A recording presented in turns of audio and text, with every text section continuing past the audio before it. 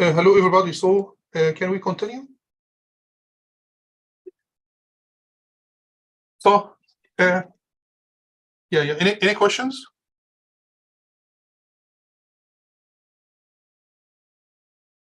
So, we need to talk about the best practices, for example. So, for example, there are some best practices which you might need to maybe follow, for example. So, the input receptive field, for example, dimensions, the default is 2D for images, but it could be also 1D for some other applications, such as words, for example, in a sentence. Because when we are working with text, it's like a time series, in fact. So we can use 1D.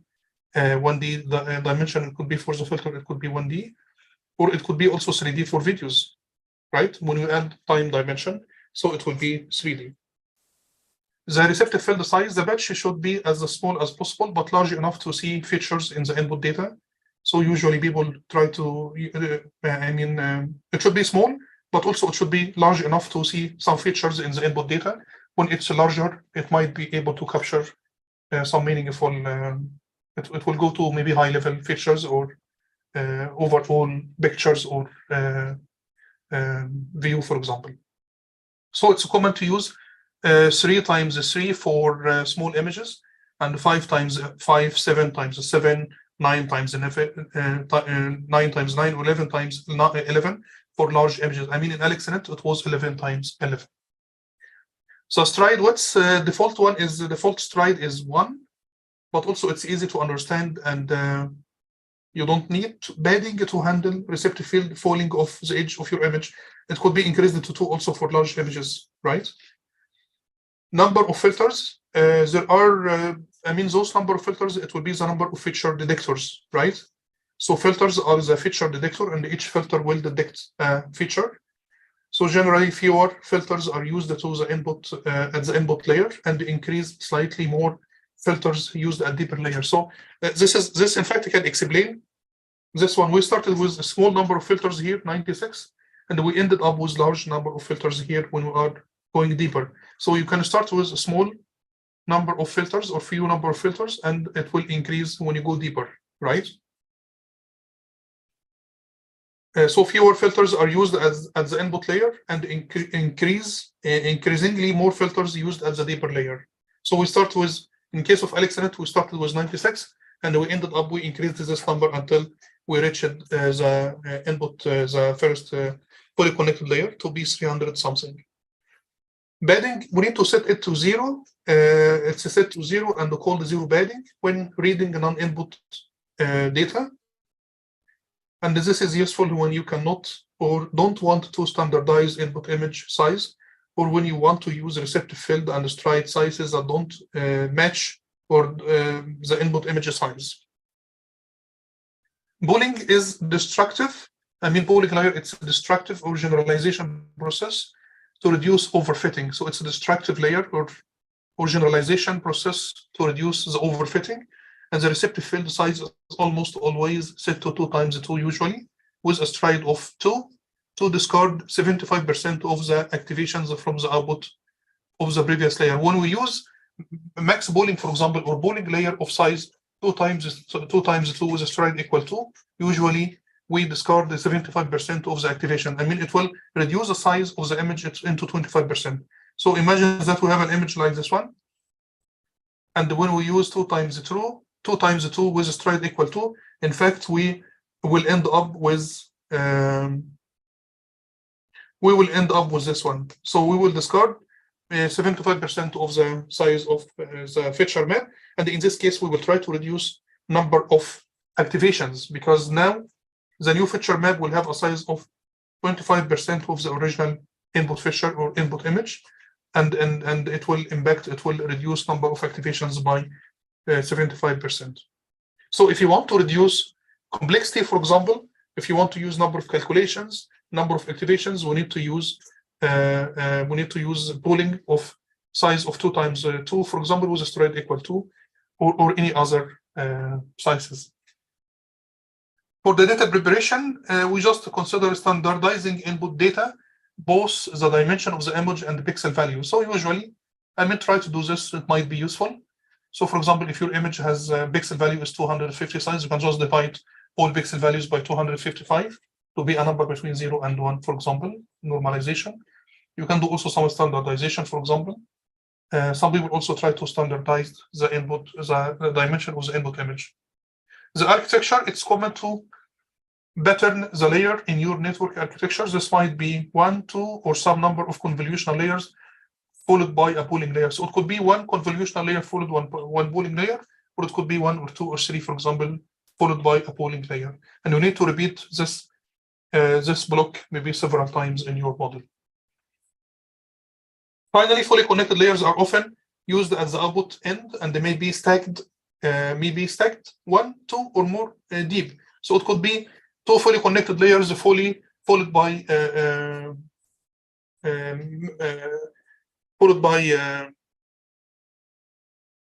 softmax layer. So it could be 2 fully connected layers followed by, or 1, for example, followed by softmax layer. Padding, we need to set it to 0, and it's called 0 padding. I mean, when reading an input data, right? And this is useful when you cannot do or don't want to start. I mean, we just okay. Now we need to work with an example. We need to build a CNN model for CFAR10. This is a data set, which is very famous data set. And this CFAR10, it consists of 60,000 images, RGB images, classified into 10 classes. So it's 60,000 images. And each image has a size of 32 times 32, and it's RGB, which means each image has a size of 32 times 32 times 3. It's RGB. And this data set, it consists of images which can be classified into 10 classes with 6,000 per class. We have 6,000 per class, so in total it will be 60,000. So for each class, we have those 10 classes. Airplane, for example, cars, bird, cat, 1, 2, 3, 4, 5, 6, 7, 8, 9, 10 classes. And from each class, we have 6,000 images. So in total, we have 60,000 images. And those images are divided into 50,000 for training and 10,000 for testing. So it's already prepared for you. You just need to download it and play with it. So it's 50,000 for training and 10,000 for test. The data set is divided into 5 training batches and 1 test batch. Each batch consists of 10,000 images. So it's also divided into 5. I mean, the test set consists of 5 batches, and the training set consists of 5 batches, and the test set consists of 1 batch. And the batch size is 10,000 images. So I mean, you can calculate also the size now. I mean, you can just calculate the size of your training data, for example, and you can see, I mean, if it will be okay for your maybe mobile device or tensor, any device, for example, Jetson Nano, for example, if it can be used for training your model. So it's according to the size of the batch size. The test batch consists exactly of 1,000 randomly selected image from each class.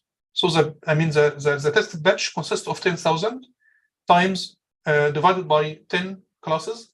So we have in each class 1,000 images, and those 1,000 images are randomly selected from each class. So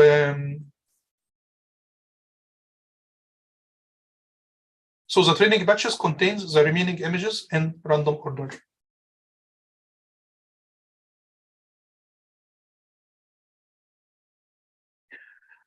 So this is CFAR10. There is also another, you can get this data from, if you want to import this CFAR10, you just need to import it from keras.datasets, right?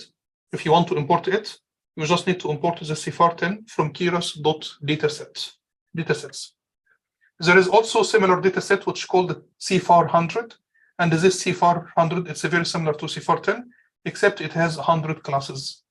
So it's a more complex dataset which consists of where data can be classified into one of 100 classes, and each class consists of 600 images each. So each class contains 600 images in each class. Those 600 divided into 500 for training and 100 for testing per class. And those 100 classes in CFAR10 are grouped into 20 superclasses. So we have those superclasses: acoustic mammals, for example, fish, flowers, food, and under each class there are some subclasses, 5 classes, right? So for example, in vehicle 1, for example, it has subclasses, which is bicycle, bus, motorcycle, pickup truck, train, and so on. If you want to import a CFAR10, you can import it from Keras.datasets as well. In this case, we don't need to use stratify when we divide data into training and testing. In the testing, we don't need to stratify it because it's already stratified and it's balanced. There is also another data set which called the color facial recognition technology, FERET database, and it consists of 8.5 gigabytes of faces for training facial recognition software, 8.5 gigabytes. And it consists of 14,126 images for 1,199 individuals with 365 duplicate sets of images that were taken on different days. I mean, they collect, so maybe you can just 365.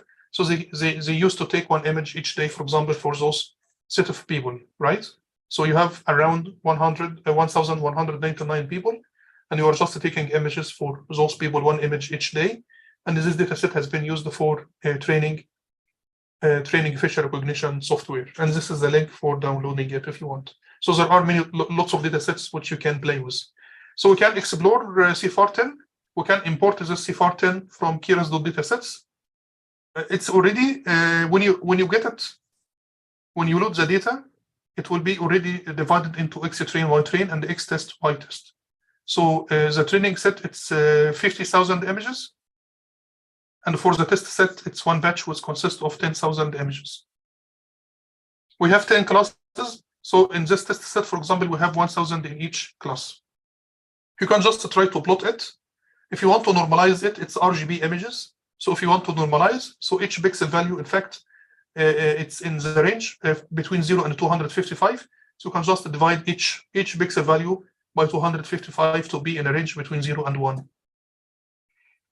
The Y-train, we should expect that Y-test and Y-train consist of 10 classes, correct?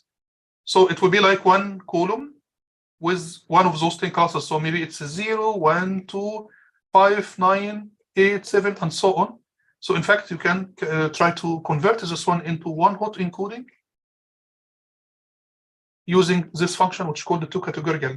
We can use this function to convert Y-train and Y-test into 10 columns. So we convert it from this 1D column into I mean, the size, for example, for Y-train, for example, it should be 50,000 times 1, right? So when we use this function two-categorical, it will be 50,000 times 10 because we have 10 classes. So it will be like this one. So it will be zeros except at the class of except 1 at that class. So when it's class 0, it will be 1. The rest will be zeros. When it's a class 1, it will be 0, 1. The rest will be zeros. When it's 2, it will be 0, 0, 1. The rest will be zeros. When it's 5, so it will be 0, 0, 0, 0, 0, 1. The rest will be zeros. So when we use one hot encoding, in this case, we can have the output layer. We can use softmax as the output layer. So now we need to build a model for classifying this CFAR10. So we will use we need to build our first CNN model. So we will use sequential API to import. I mean, to build our model. So the model will be we will use sequential API to build a model, and the model will consist of number of conv layers followed by fully connected layers. So we need to just to explain this model. So we will have here one conv layer followed by drop out, no problem. Another conv layer, which is followed by max pooling, right? So in this case, we have two conv layers followed by max pooling, and after that we will have flatten layer, and after that we will have two dense layer. One which is like fully connected layer, which is like a hidden layer, and we have an output layer. In the output layer, we will use softmax, so it will be softmax layer because we will use the activation function here. It will be softmax, and it's very important because in this problem we have 10 classes, right? So maybe I need to look this model in details if you want, but we can explain the first conv layer. So the first conv layer has the filters. We need to define the filter size. So the filter size will be 3 times 3, right? If you want to use 5 times 5, it's okay. So it's 3 times 3. How many filters? We need to define here the number of filters, right? 32. So the activation function RELU, which is okay. The input shape, this is the input shape. If you can go back to the data set here, each image, it's 32 times 32, and it's RGB image, right? It's RGB. So each image has a size of 32 times 32 times 3. So this is the input shape. So the input shape will be 32, 3. We need to use zero padding, and if you want to use zero padding, so padding equals same. And in this case, the size of the output feature map will be the same as the size of the input image. Sorry. Yeah. Do you specify a type of filter, or it's only the size? No, there is no type of filter, so it will be just the size of the filter, right? Because this 3 times 3, it means it will be 3 times 3 times the third dimension of the input image. So it will be 3 times 3 times 3. If we need to plot this one, it will be just one neuron with 27 weights, correct? Right? So it will be omega 1 until omega 27, and the bias here. So this is the first filter. If you have 32 filters, we need to have 32 neurons from the same type, right? It will be like this one. So 1, 2, until 32, correct? Each filter is feature detector. So each filter will produce one feature map. So the first one will produce feature map. The second will produce the second feature map until number 32 will produce number 32 feature map, right? So in total, we will get 32 feature maps. So we don't need to define anything except the dimension of the filter or the kernel. Yeah, because sometimes we can specify, as you mentioned before, the filter could be with a 0 in the middle or with a 0 at the edges, and in the middle would have a number. So I was thinking. Can you show me an example? Like if it's the filter is 3 by 3, right? So then it was at the beginning of the lecture where you had like in the middle 0, 0, 0 of the filter. No. This one, it's from image processing book. Those vertical filters and horizontal vertical filters. I got those from image processing book, right? So we use this one with zeros in the middle. It's just for detecting vertical edges or horizontal edges. But in case of deep learning here, we don't know how how those weights will end up with, right? We don't know, because we will initialize those weights with random values, and we will train the model, and maybe at the end we can print those filters to see how those filters look like. It might be something like vertical edges or horizontal edges. It might be something else, right? But we initialize those weights with random values, and the optimizer will try to adjust those weights in a way to get some meaningful feature maps, right? But to end up with something similar to, no one knows. I mean, we don't know, right? So we are talking about this one, right? Yeah, exactly. I was talking about this one. Yes, this one, we got this one from image processing book, and this one for detecting those vertical edges, correct? So you have in a vertical edge, for example, you just apply this one to the image, and it will try to detect those. So if you have an image like this one, maybe I have an image which has 2 vertical edges, for example. So this one will try to detect those edges by plotting those white pixels. It will replace the edge with white pixels, right? Yeah. And it will ignore horizontal. I mean, this filter, it will ignore horizontal. If you want to detect those horizontal edges, you need to use another filter, which is the same as this one, but transposed, right? So we will use something like this one. So it will be zeros in the middle here, once, and -1, -1, -1. So this one, it will try to detect those horizontal edges. So we have one filter for vertical, one filter for edges. Each filter will generate a filter feature map. When we apply this filter to the image, each filter will generate a different feature map. So maybe no one knows. We can train the model, and we need to print those weights or the filter values, for example, to see how each filter look like, right? If it will be something similar to those we got from image processing book. But we don't specify a band in Alex network, for example, which filters we use. We just take them randomly from the. We just because those weights, because if you will use this one in deep learning or convnet, for example, conv layer, those numbers, it will be just replaced by weights. So it will be omega 1, omega 2, omega 3, and so on until omega 9 here, for example. So in this case, we need to initialize those weights with random values. So when you initialize it in the first iteration, for example, it could be very small random values, 0.01 minus 0.02, any numbers, any random values, right? Okay. And in the first iteration, you will apply those random values to the image. It will generate maybe random feature map. But with time, with the training process, we hope that those weights will evolve to something which can make sense for our problem. So maybe if vertical edges is important, it will try to evolve into something similar to this one, right? Yeah, I understand. Mm-hmm. Yeah. Sorry, I need to go back. How can we go? Oh, sorry, I need to go back. Yes. So this is the first layer. So the first layer, we need to specify the size of the filter, which is 3 times 3. We don't need to specify the third dimension because we will get the third dimension from the input shape, right? From this one. So if the input image, if this input shape is an image which is on RGB, this one will be, the third dimension will be 3. If it's, for example, here, for example, if it is in the second conv layer, do you see the second conv layer? So we didn't specify the third dimension, but the third dimension here, in fact, it will be 32 because it will be the number of feature maps of the coming from the first conv layer. So the third dimension here, in this case, we didn't specify it also in the second layer, but the third dimension here, it will be 3 times 3 times 32. Why 32? Because the depth of the feature maps generated from the first conv layer, it will be 32. So the third dimension here in the second layer, it will be 32. Of course, it was better to select different numbers. So maybe here it's 32, which is a small number. Maybe we need to increase this number to 64. It will be much better. So maybe we can go to the code and change this one into 64, because as you can see from the best practices, we need to start with a small number of feature maps and increase this number until we reach the first fully connected layer. So the activation here, it will be ReLU. It will be ReLU. We will use dropout because we need also to minimize the chances to overfit, right?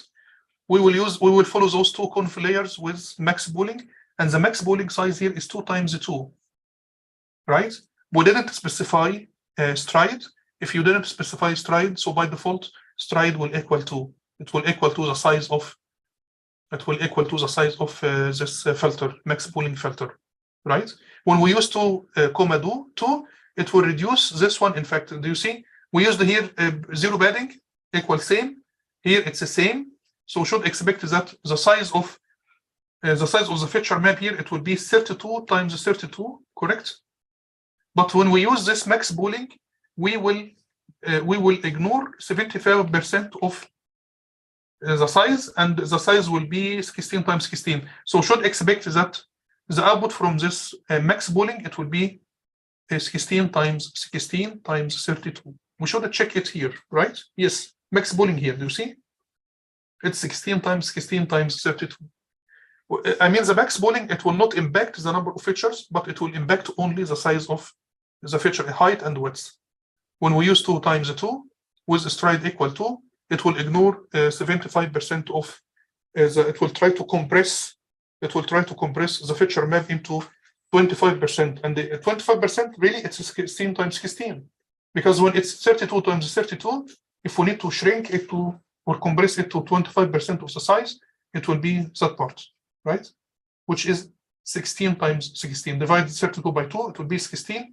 Divide 32 by 2, it will be 16. So it will be 16 times 16 times 32. After that, we will use flatten. And as I told you, flatten, it does not have any parameter here. As you can see, number of parameters here equals 0, because this one, it will just convert the feature map into 1D vector. And this 1D vector, it will have a size of 16 times 16 times 32, which will be this number, right? Just try to multiply 16 by 16 by 32, should be this number. After flatten, we will add a layer, which is dense layer, which will be the first hidden layer, right? So the first hidden layer here, the activation function will be ReLU. Number of neurons here, it's something which you need to decide, correct? So it's 512, I just selected it. right? Because this number here, it's 8,000, so it's logical to have this number less, but not too much less.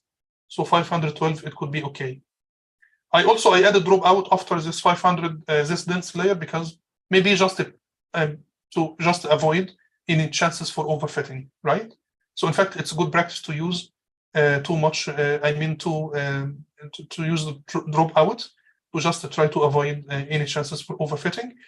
And finally, we will have the final layer, which will be softmax layer, because we use the activation here equal softmax. I mean, the activation is softmax, and the number of neurons here will be number of classes. Number of classes here in this problem, it's 10. So number of classes will be 10. After that, you need to combine this model. So I need to select a loss function, which will categorical cross entropy, because we have multi-class classification problem. The optimizer, it's SCGD. You can just change those numbers. I mean, select something different. And the evaluation metric here, it's accuracy. This is the model summary. And the plotting the model summary, you will get this table, right? And the plot the model, you will get this model, right? So we have this input layer. So the input dimension will be the same as the output dimension, because the input layer does not do anything, in fact. So the input dimension or the output dimension equal to the input dimension, 32 times 32 times 3, right? This is the first conv layer. The input dimension will be 32 times 32 times 3. The output dimension will be 32 times 32 times 32. Why 32? Because we selected here 32 filters. 32 filters. Each filter will generate one feature map. When we select 32 filters, the third dimension must be 32. The width and height is the same, because we use the zero padding. Zero padding equal C. Dropout also does not have any parameters, as you can see here. Correct? So it will be the same. I mean, the input dimension will be the same as the output dimension. It will be followed by the second conv layer. So the input dimension to the second conv layer will be 32 times 32 times 32. Sorry, because I select here 32 also should be 46, for example. So anyway, the output will be the same as the dimension as the input, because we use the zero padding and we use the same number of filters. It will be followed by max pooling. So max pooling, the size, the input dimension will be 32 times 32 times 32. But the output dimension will be 25% of the input dimension, because we used filter size 2 times 2 with default stride equal 2. So the output dimension will be 25% of the input dimension, right? And when we do this, of course, it will be, because we just use the max pooling here. In fact, we use the max pooling here before flatten, but this is not good practice. In fact, we should move this zero padding in the middle here, because it will reduce number of, when we reduce this size into 25%, we will reduce also number of activations into 25%. So it's much better, in fact, to add also max pooling layer here after this conv layer. It will be much better. So if I added here max pooling, right? Max pooling. In this case, we will reduce number of activations for the second conv layer by 75%. So the model will be faster. I mean, training will be much faster, because we reduced the size, or we compressed the feature maps into 25% of the original size, and as a result of this, number of activation also will be reduced by 75%. So the model training will be much faster. So if you have any problem in training, for example, if the training process takes too much time, you can try to add more max pooling or average pooling layers. It will help you to compress the feature maps and reduce number of activations. So this is the flattened layer, and as you can see here, this flattened layer, it does not have any parameters, but it converted the 3D feature map into 1D, right? So this feature map, input feature map was in 3D, but in the output, it will be just 1D. It will be one vector, right? And it will just send it to the first dense layer. So the first dense layer, which we call it fully connected layer, number of inputs will be 8192, right? Number of outputs will be 512, because we defined number of units or number of neurons 512. It will be followed by dropout, and dropout, it does not have any parameters here. It has 0 parameters, and it will just convert to 512 into 512, but it will apply dropouts. And at the end, we will have softmax layer, and the input to the softmax layer will be 512, and the output will be the number of classes, which is 10. So now we are sure that our model is okay. Now we need to check number of parameters here. Can you calculate this number, please? Can you calculate this number? Number of parameters in the first conv layer is 896. Can you get this number?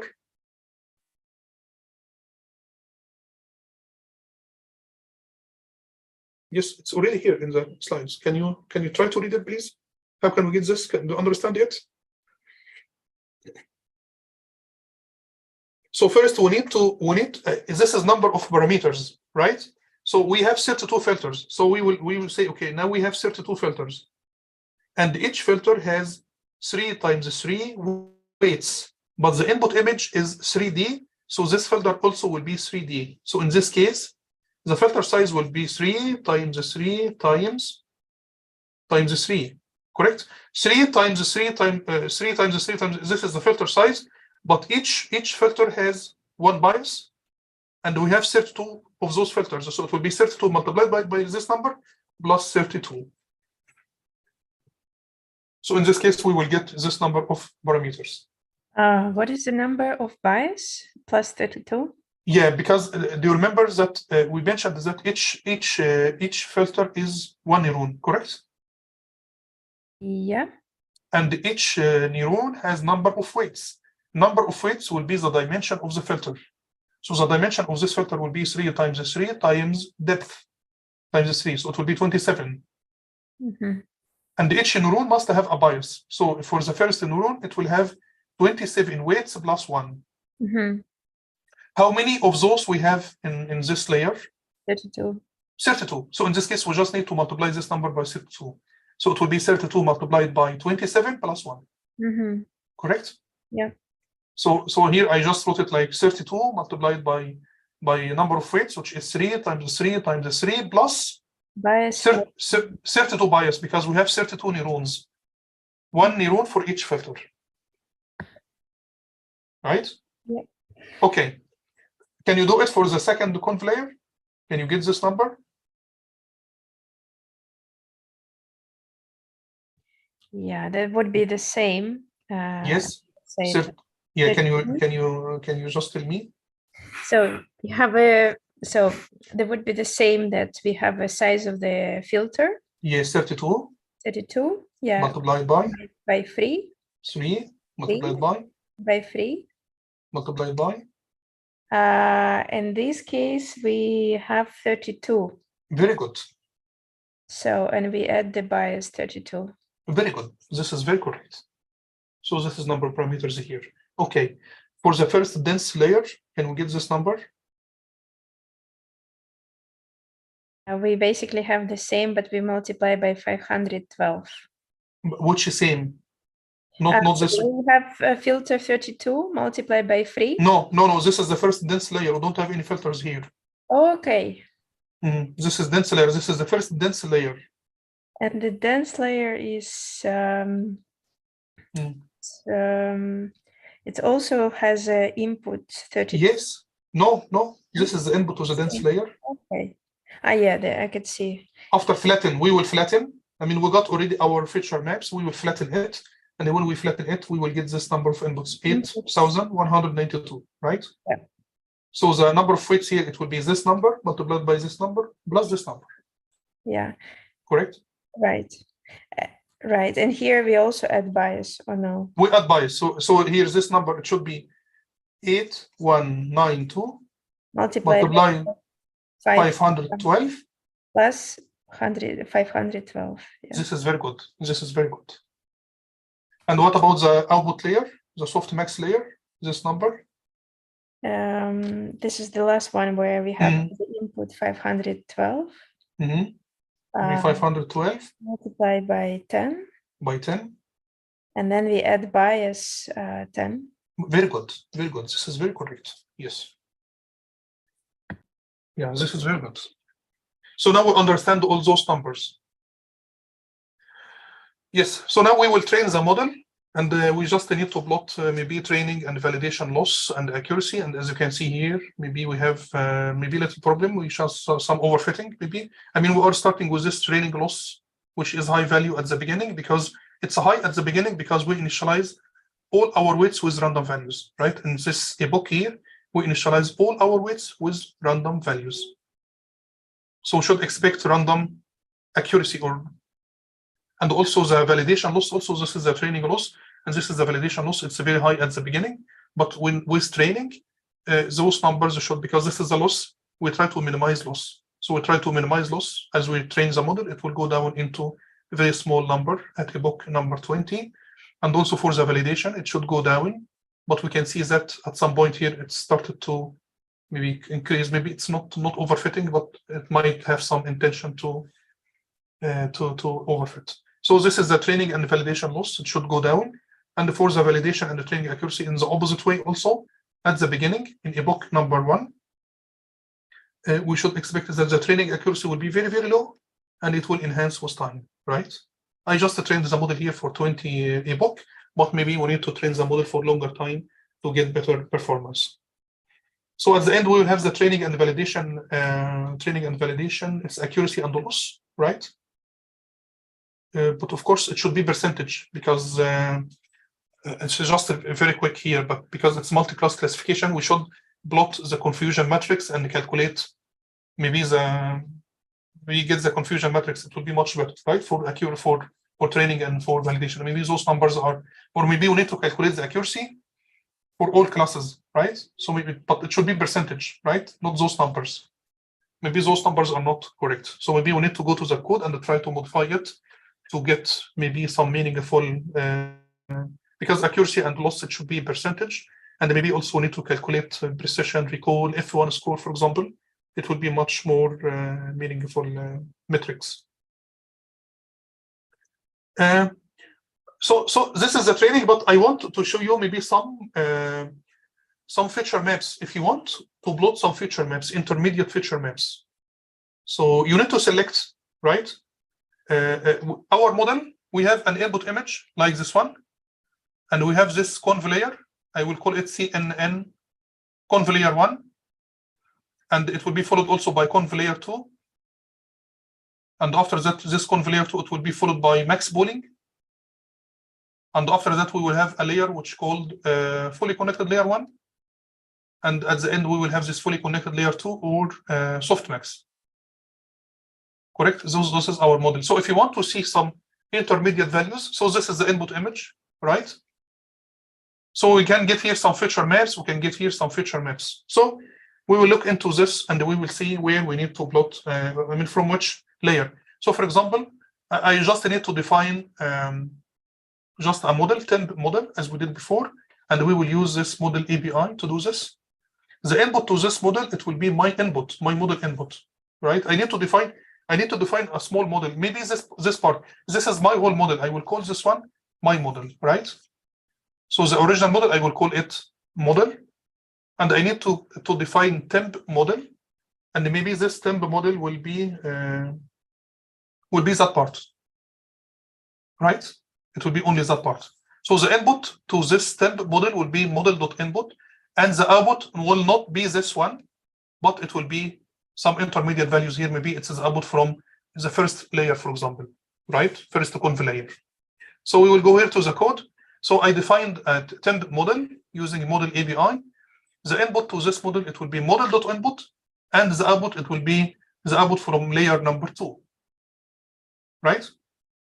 Layer number 2, it will be, yes, yeah, because I have layer number 2, because we have layer number 0. I will go back to this graph here. So I mean, in the order, if you don't have to specify a name to this layer, so this one will be layer 0. This one will be layer 0. This one will be layer 1. Sorry, I have here in the middle here, we have dropout, correct? We have here dropout. So it will be layer 1 dropout. And the second conv layer, it will be layer 2. And after that, we will have this max pooling. It will be 3. This one will be 4. This one will be layer number 5, just in numbers. So it will be, because if you can go to this graph here, we have this conv layer. It will be 0, 1, 2, 3, 4, 5, 6. In fact, because flatten also it's a layer, right? So in this case, I need to plot the outputs from layer number 2, which is the second conv layer, right? So this is the model. I just defined the model. We don't need to train this model. It will not. It's not for training. It's just only for getting access to some intermediate values, right? If you want to get this base model dot summary, for example, I will call it base model dot summary. So how many layers here? So we have the input layer. Sorry, we have the first conf. Sorry, we have the input layer, which do nothing. It has 0 parameters. And we will have the first conf layer. We will have dropout. And we will have the second conv layer. So in this case, we need to plot the outputs coming 0, 1, 2. I don't know. I don't know if okay. I don't know. Maybe this. I mean, we don't count this one because this is input layer. In a way, it's not a layer. I mean, this input layer.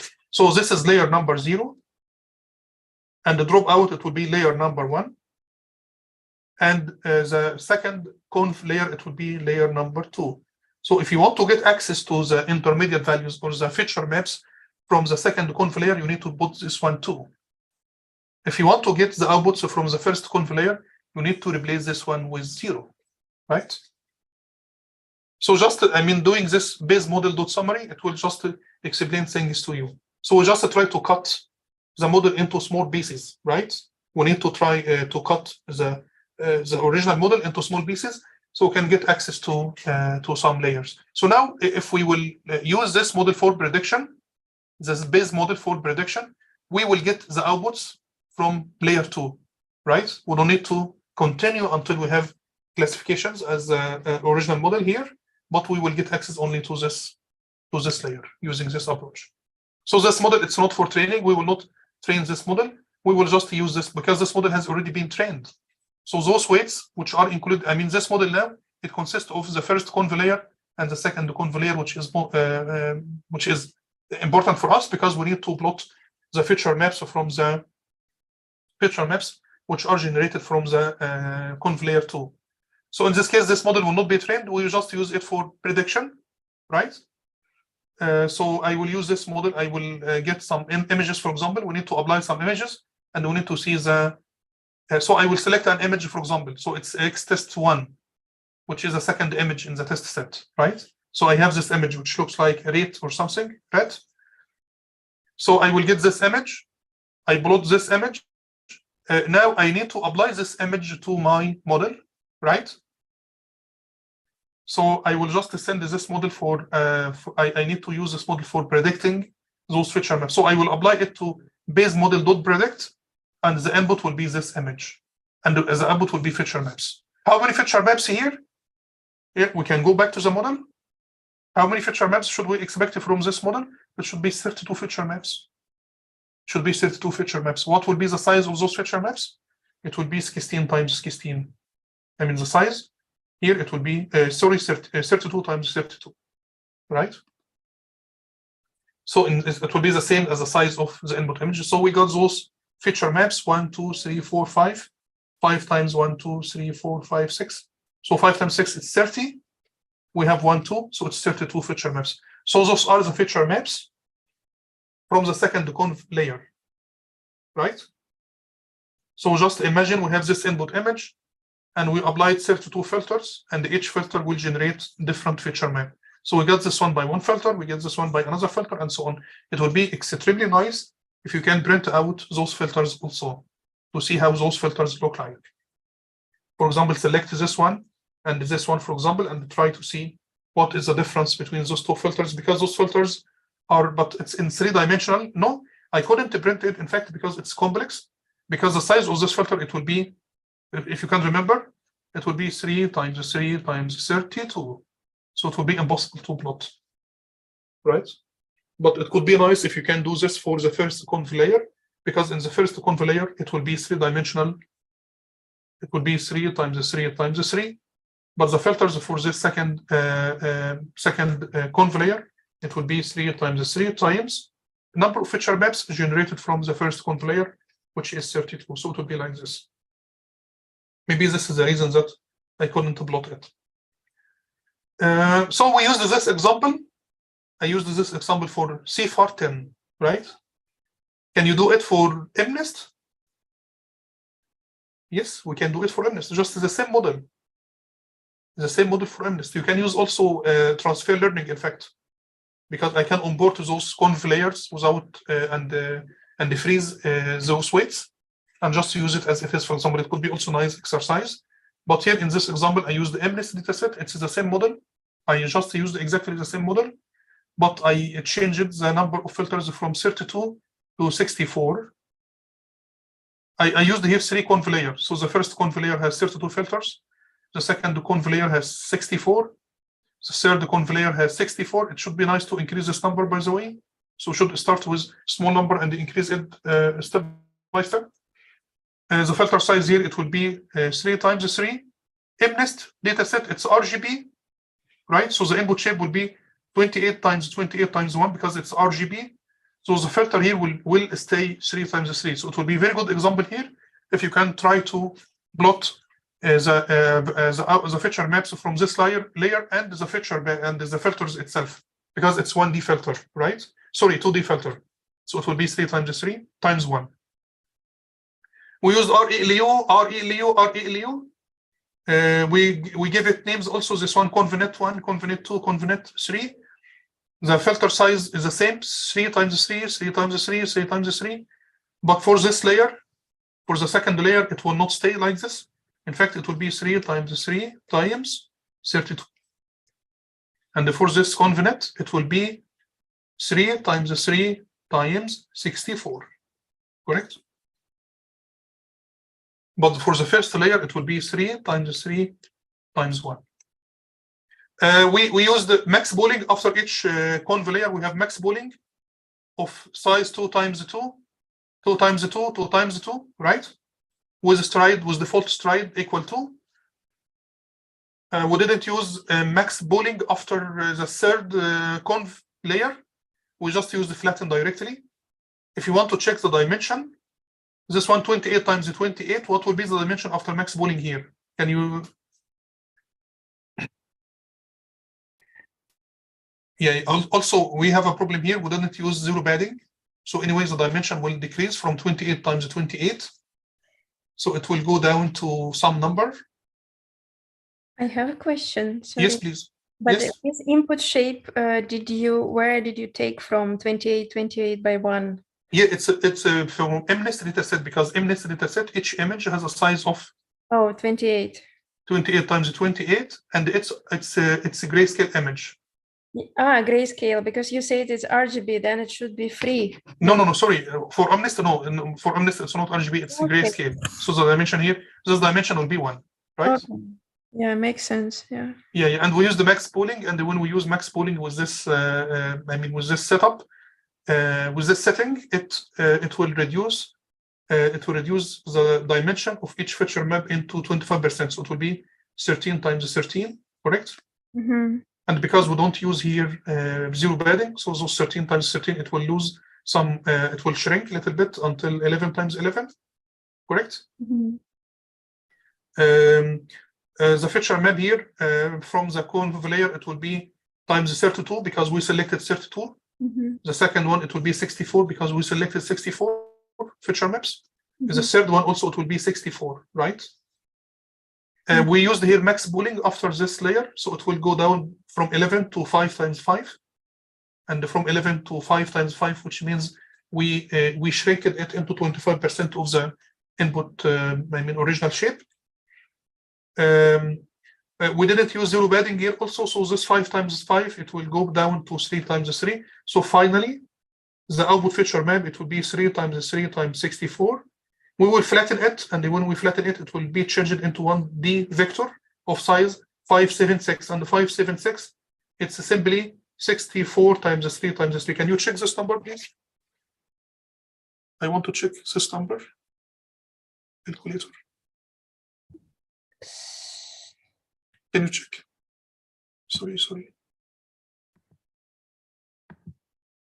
So it should be 3 times 3 times 64. 3 times 3 times 64. So it's 576, correct. The bias you didn't add in this case.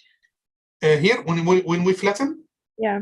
No, flatten does not have any parameters. It's just 0 parameters. It's just convert the feature maps from its original shape, from a volume into 1D. So this one, it's a volume, and we need to convert it into 1D to be ready for the fully connected layer, right? Mhm.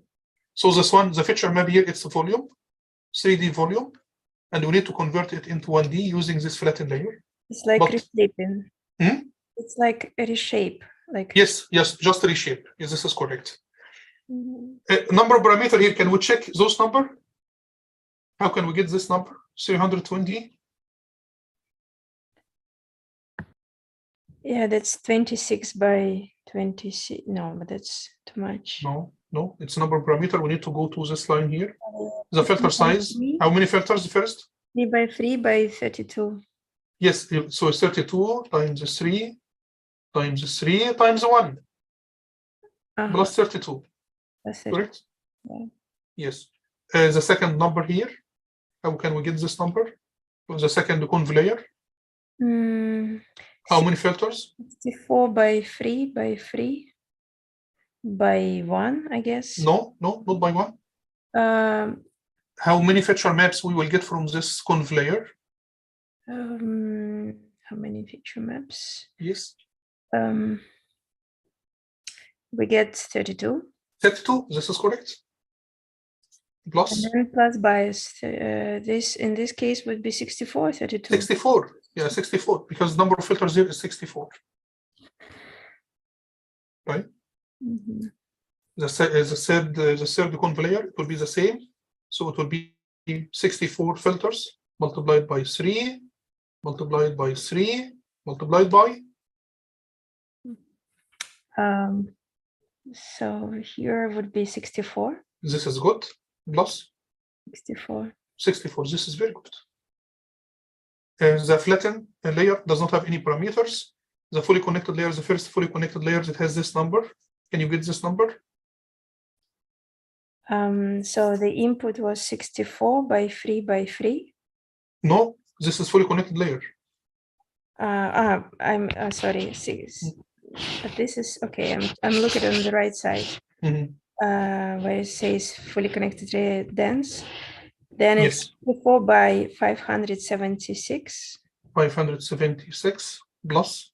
Plus the bias here would be 64. Very good, very good. And for the output layer, for this 10 multiplied softmax, 10 multiplied by 64 64 plus 10. 10. Very good, very good. So now we understand it very well. So this is our model. We need to combine the model. So we need to select optimizer. We need to select also loss function because we have 10 classes here, right? This problem has 10 classes. So I use the categorical cross entropy, and I will just train the model, and I use the model summary. We got those numbers, we got this figure, and now we understand it, right? So we will train the model. Now just to train the model for 5 epoch. So the training loss will go down from maybe this number. It goes down like this, and if you keep training, this number will still go down. And this is the validation loss.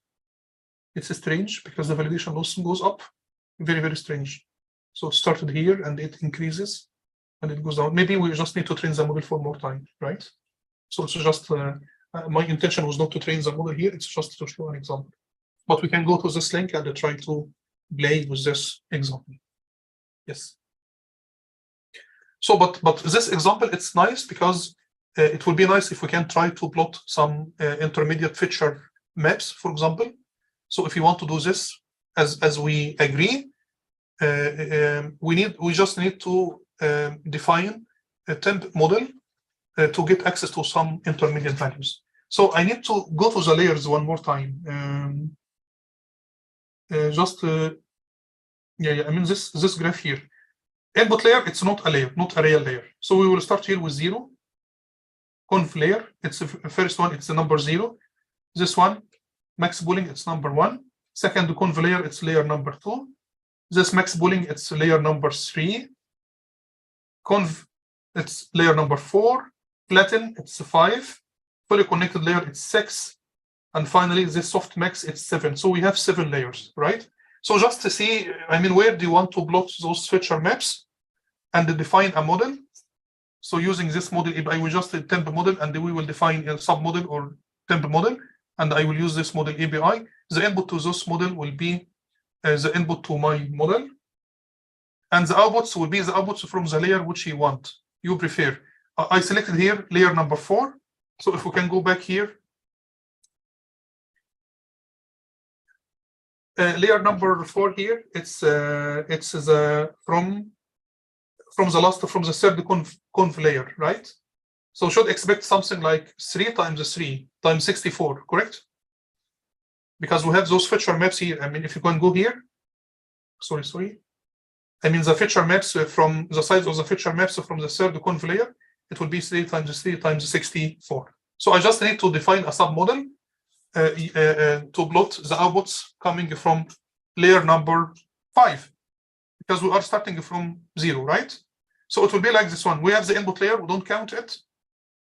We have here, sorry, why you are not plotting? So this one will be layer number 0.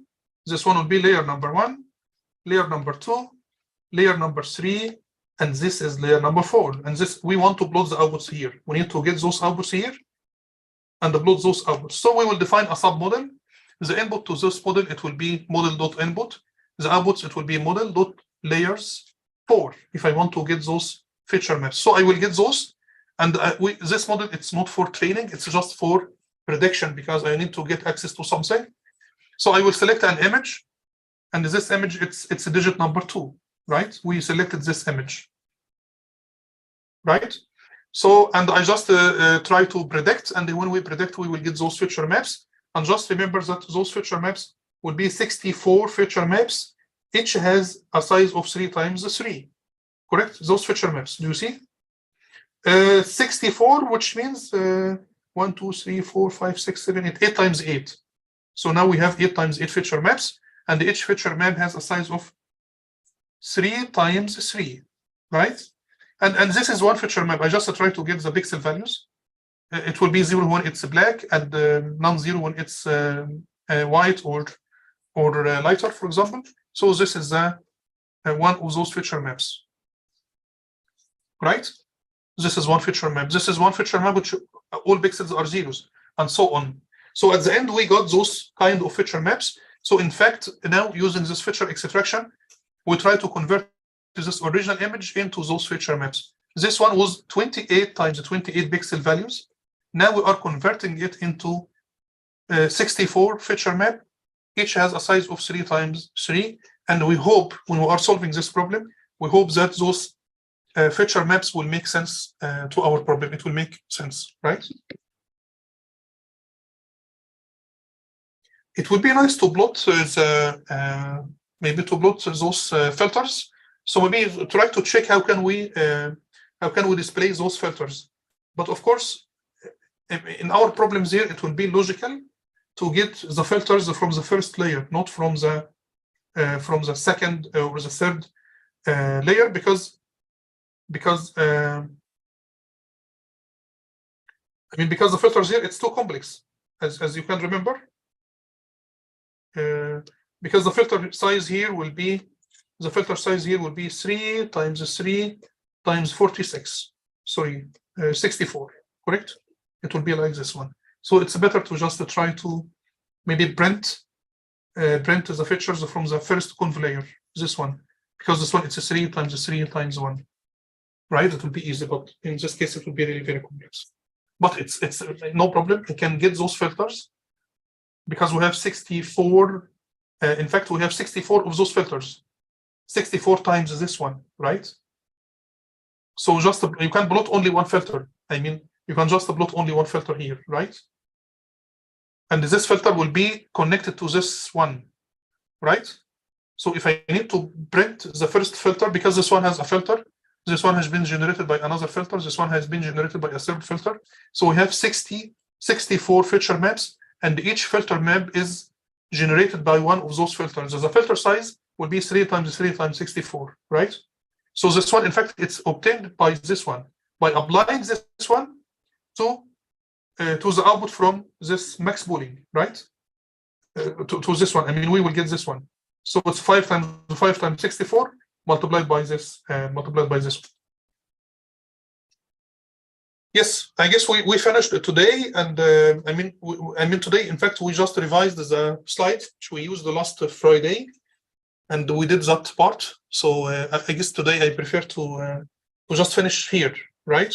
But please try to print those filters. Try to see how can we print those filters. How can we see those numbers? It will be exciting.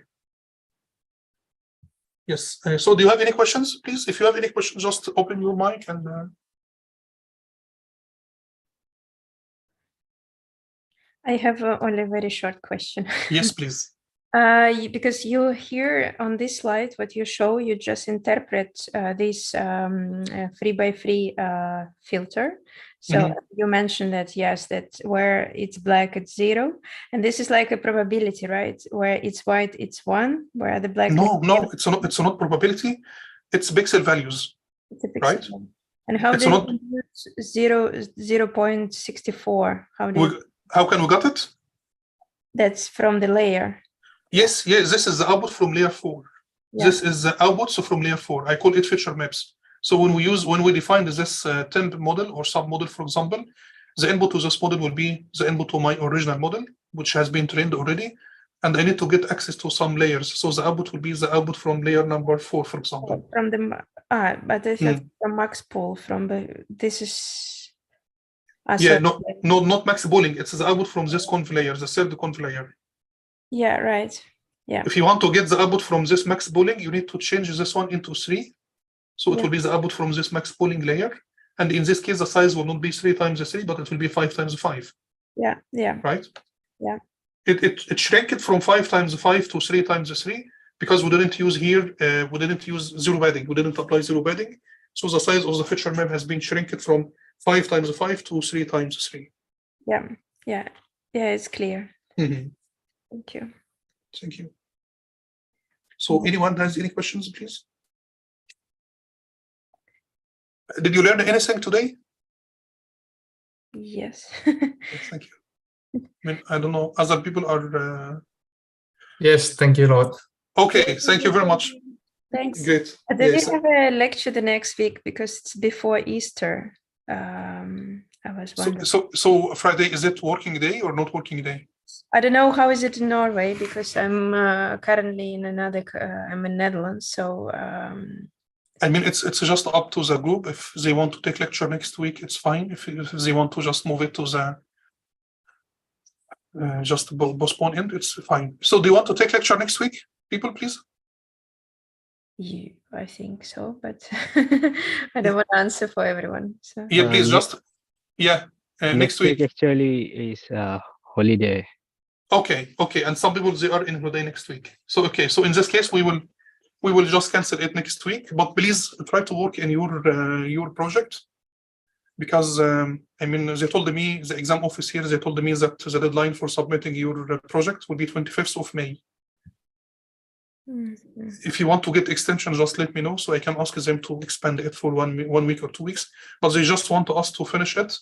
If we want us to get grades or subject approved by the summer, because people will go into holidays after maybe in June, for example, maybe end of June. But if you want to get some extension, just let me know, please. Okay. So in this case, we don't have lecture next week, and we will meet after 2 weeks. Okay. Yeah. Thank you very much for today, and I wish you a nice weekend and a nice Bosca holiday. Yeah. Thank you. Thank you. Bye-bye.